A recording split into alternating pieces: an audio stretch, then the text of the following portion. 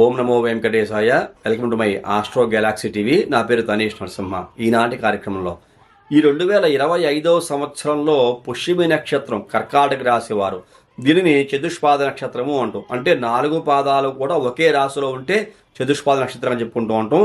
అలాంటి ఈ పుష్యమి నక్షత్రం వారికి 2025 సంవత్సర ఫలితం మొత్తం ఏ విధంగా ఉన్నది అనే పరిశీలన కనుక చేస్తే, ముఖ్యంగా ఆరోగ్యం, ఆహార పానీయాల విషయంలో చాలా జాగ్రత్తగా ఉండాలి. అనారోగ్యం వచ్చే అవకాశాలు ఆహార పానీయాలు సరైన సమయంలో తీసుకోకపోవడం వల్ల, అలాగే సరిగ్గా తీసుకోకపోవడం వల్ల కూడా, అంటే సరైన ఆహారము తీసుకోరు, సరైన సమయంలో కూడా తీసుకోని కారణం చేత అటువంటివి ఆరోగ్యం పాడయ్యే అవకాశం పుష్యమి నక్షత్ర జాతకులకి ప్రత్యేకించి ఈ 2025 సంవత్సరంలో కనపడుతున్నది.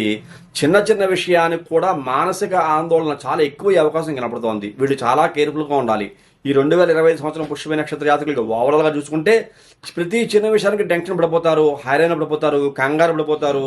నేను చేయలేనేమో, నా వల్ల అవదేమో, నాకు ఆ పని అవదేమో, నేను టెన్షన్ పడతానని చెప్పేసి అని ఇబ్బందులు పడే అవకాశాలు కనపడుతూ ఉంటాయి.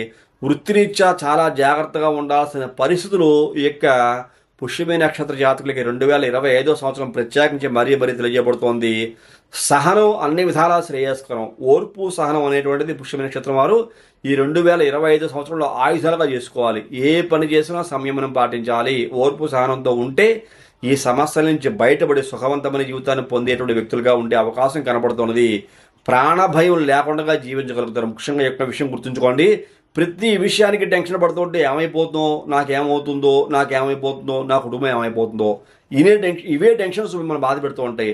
అలాంటి టెన్షన్స్ లేకుండా ఉండాలంటే ప్రశాంతంగా ఉండండి. దైవనామస్మరణ చేసుకోవటం మొత్తం ఫలితాలు మీకు ఇస్తుంది అని చెప్పని ఈ పుష్యమి నక్షత్ర కర్కాటక రాశి జాతకులకి ఈ 2025 సంవత్సర ఫలితాల్లో నేను మీకు తెలియజేస్తున్నాను. ఇలాంటి సందర్భాల్లో మీ వ్యక్తిగత జాతక పరిశీలన చేయించుకుని దోష పరిహారాలు కూడా చేయించుకుంటే ఉత్తమోత్తమ ఫలితాలు పొందే అవకాశం ఉంటుంది మరొకసారి తెలియజేస్తూ, తదుపరి వచ్చే కార్యక్రమంలో మరిన్ని ఆసక్తికర విషయాలు తెలియజేసుకుందాం. అంతవరకు సెలవు.